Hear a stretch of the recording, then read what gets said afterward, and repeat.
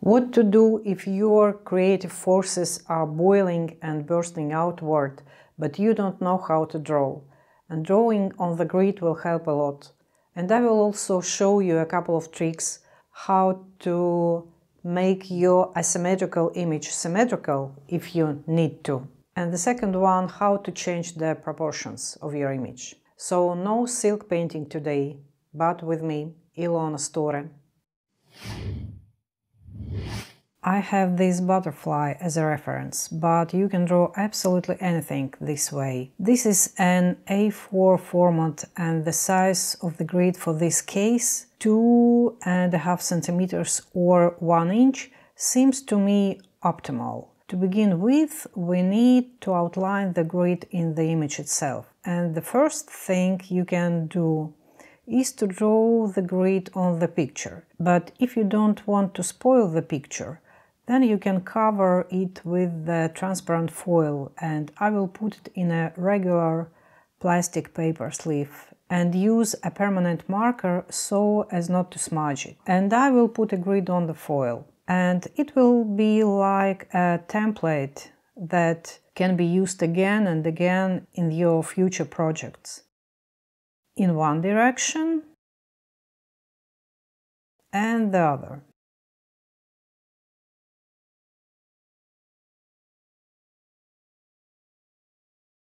And so the grid for the butterfly we have ready.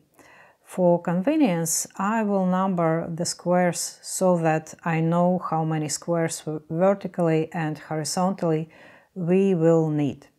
And I have 11 horizontal squares and 8 vertical ones. Now that's the same grid we need to put on our future drawing. In doing so, I'm going to zoom in. I'm going to double my butterfly in size, but I need the same 11 horizontal cells and 8 vertical ones.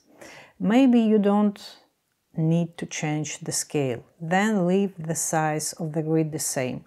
Or maybe you need to reduce it, and then accordingly the size of the grid to reduce. For now, I'm drawing a line from which I'm going to start, and since I need to double the size, I'll change the grid size from 2.5 centimeters or 1 inch to 5 centimeters, or approximately it's 2 inch. And now I mark the size of the grid in 5 centimeter steps. Oops, my mistake.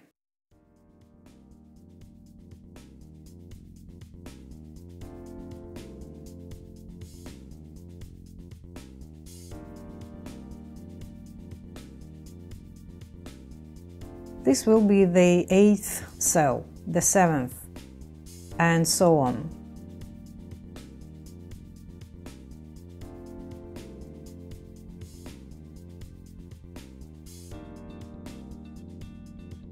And I do the same thing on the other side. Now I need something straight and long, and I found a level, but maybe you have a long ruler or a rail. And when the horizontal lines are marked, I get to the vertical lines.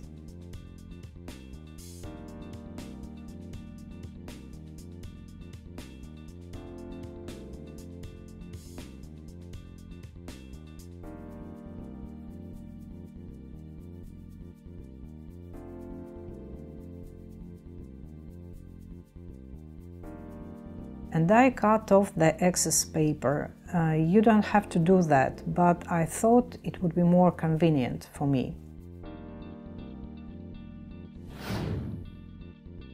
And now the most important part. Our task is to find the exact intersection of the drawing with the grid.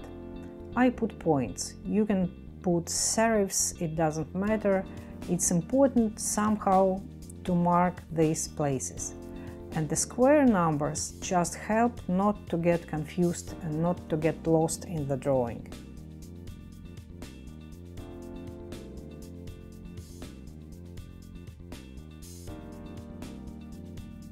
Then You see the pattern of the butterfly wing is a little lower than the line of the grid, so I immediately extend it.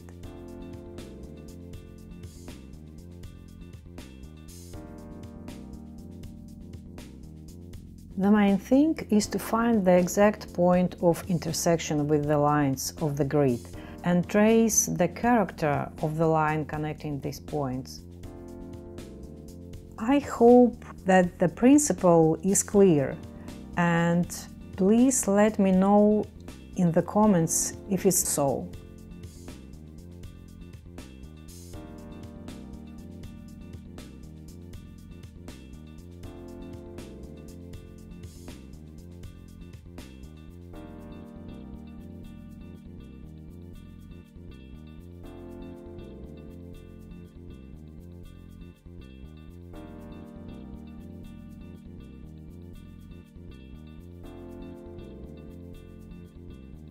I make an outline of the general shape, and then I start drawing the smaller details, because when the large shapes are found, the smaller ones are easier to draw within them.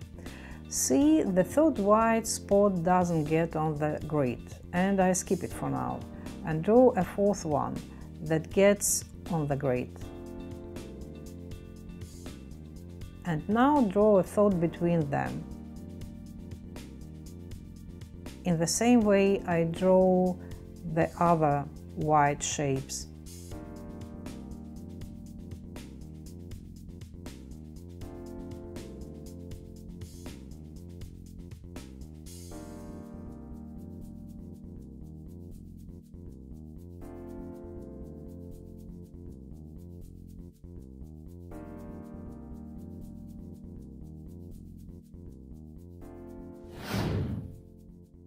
Now I'll show you a little trick for correcting the shape, also with the help of the grid. You see, this butterfly is asymmetrical. In nature it's always so, but maybe you want to make it symmetrical. And I have the central axis of the butterfly just on the line of the grid. But if you don't, you can draw an additional line as an axis. And I start mirroring my image.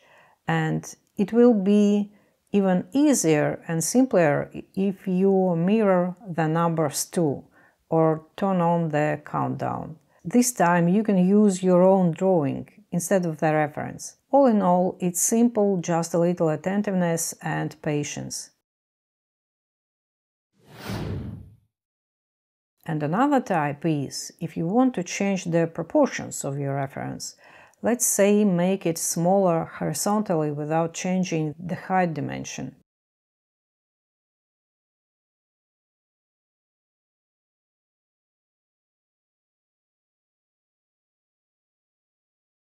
We remember that the grid size was 2.5 centimeters or 1 inch, but I measured 2 centimeters instead of 2.5, and the grid cells become parallelograms instead of squares.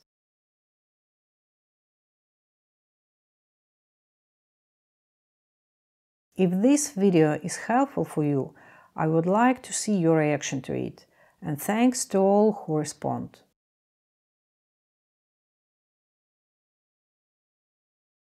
And I number the grid again.